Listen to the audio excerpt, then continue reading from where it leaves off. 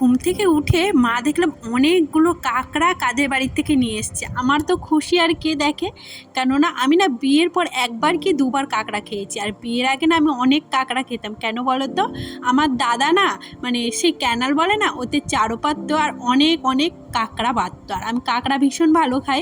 আমি এসছি বলে মা কার বাড়ির থেকে চেয়ে এনেছে। আমি কিন্তু কাঁকড়া এত খেয়েছি না, কোনো দিনও ধরেছি না কোনো দিনও কেটেছি, মানে আমি ভীষণ ভয় পাই। এদিকে দেখি ঘরে এসে পুচকুসোনা উঠে গেছে, আর আমি সেই মশারি কোলে ভেতরে ঢুকে পড়লাম। প্রথমে তো একটু মুডটা অফ ছিল, তারপরে হাসি আর কে দেখে, হাসি মুখটা দেখলে সব কিছু। এমনিতে তো বাড়িতে এসে চুপচাপ বসেই রয়েছি, ভাবলাম ঘরটা একটু মুছে দিই, তাহলে আর কি একটু হলেও কাজ এগোবে। আর সবসময় বসে থাকতে চুপচাপ ভালো লাগে না।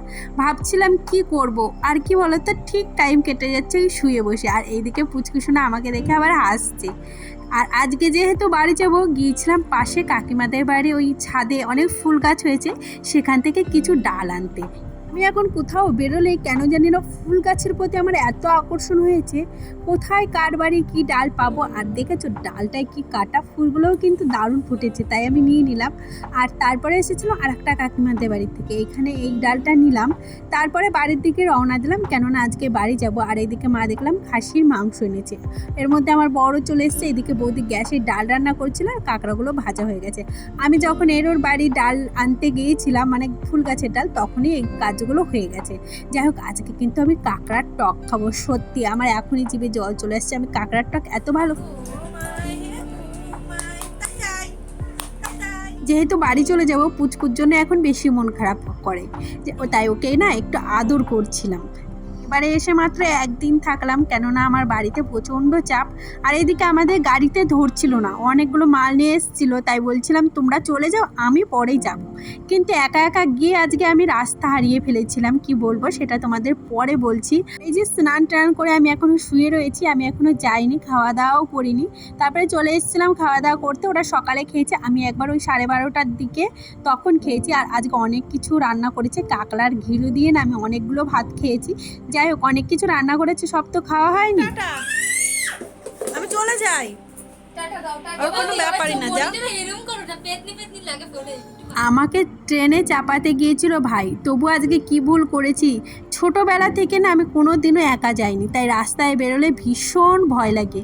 ভাবি এই বুঝি আমি ভুল করব, বিশেষ করে ট্রেনে। কেন, এটা হলো পরের দিনের ভিডিও।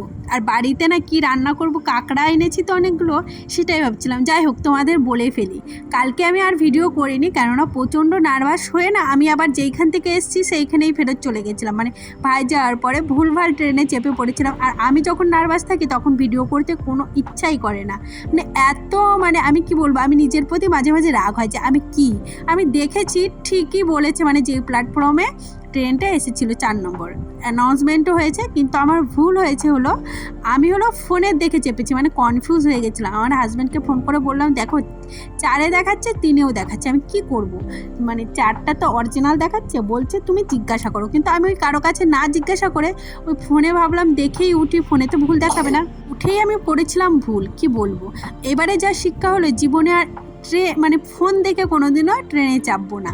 আর কালকে প্রচণ্ড ভয় পেয়ে গেছিলাম, আর এবার থেকে ভেবেছি কোনো দিনও আমি নাক কান মরলাম, কোনো দিনও এই ভুলটা করব না। যাই হোক, বেশি একটা ডগা পারতে পারিনি, জানো তো আজকে অনেক উপরে ছিল, মানে ছিঁড়ে ছিঁড়ে পড়ছিল, আর আমার ওই অত বড় চালে ওঠা অসম্ভব ছিল। আর আজকে রান্না করছিলাম চাল কুমড়ো ভাজা, এটা আমার ননদ কুচিয়ে দিয়েছে, শাকটাও ভেজে দিয়ে মানে কেটে দিয়েছে, যেহেতু আজকে একটু তাড়াহুড়োই ছিলাম। আর এর মাঝখানে আবার একটু দোকানে যেতে হচ্ছিল, মানে ও বাড়ি নেই তার জন্য। যাই হোক, এইদিকে দেখো মোটামুটি আমার রান্না হয়ে গেছে। আর ভেবেছি কাঁকড়ার ঝাল করব, শাক দিয়ে কাঁকড়া দিয়ে রান্না করব, আর কাঁকড়ার ঝাল। আর কাঁকড়ার ঝাল করতে গেলে না একটু আলু না দিলে ভালো লাগে না, কি বলো তো, কাঁকড়া তো আর এমনি ভাত দিয়ে খাওয়া যায় না, জাস্ট চিবিয়েই খাওয়া যায়। যাই হোক, এইদিকে দেখো আমি চাপিয়ে দিয়েছি, তার জন্য একটু আলু কুচিয়ে দিয়েছি। আর কি বলবো, কালকে আমার এমন পরিস্থিতি গেছে না, একদম সন্ধ্যা হয়ে গেছিলো আসতে, যেন আর মুডই ছিল না। এমনিতেই মনটা খারাপ ছিল, আনিশাকে বাড়ি রেখে গেছিলাম, ও প্রায় সেই 12টা 12:30টার মধ্যে বাড়ি পৌঁছে গেছিলো, আর আমি সেই বিকাল 5টায় এসেছিলাম। কি কি বলো তো, মেয়ে যদি বাড়িতে একা একা থাকে না, দেখবে যতই বাবা থাকুক পিসি থাকুক, তাও একটা টেনশন ঠিকই চলে মনের ভিতর যে কি করছে না করছে, তার জন্য আর কি। তারপরে এই যে রান্নাবাড়া কমপ্লিট করে আজকে কিন্তু অনেক কাজ করেছি। কি বলছে, একদিন বাড়িতে নেই, সেগুলো আজ তোমাদের সাথে শেয়ার করলাম না, যেহেতু বেলা হয়ে গেছে তাই তাড়াতাড়ি করে কাজগুলো করে নিয়েছি। আর এই যে কিছু ফুল গাছ এনেছিলাম না, সেই টবগুলো এখন, সেই সবজি কিছু রেখেছিলাম পচিয়ে, সেইগুলো সব এখন মানে ওই ভালো টবও ছিল, ফুটো করে সব একদম মাটি ভরে রাখছি, ভাবলাম পরে আমি লাগাবো। কিন্তু এই যে সব সুন্দর করে গুছিয়ে রেখেছিলাম তো, তারপরে দেখলাম হুট করে মেঘ করেছি, স্নান করে উঠেছি, তাই আমি না আবার তাড়াতাড়ি করে লাগিয়েও দিয়েছিলাম, ভেবেছিলাম বৃষ্টির জলটা পাবে। আর এই দেখো গাছগুলো কি সুন্দর লাগিয়েছি, দেখে আজকের মতো টাটা, দেখা হচ্ছে নেক্সট ভিডিওতে। Please subscribe my channel.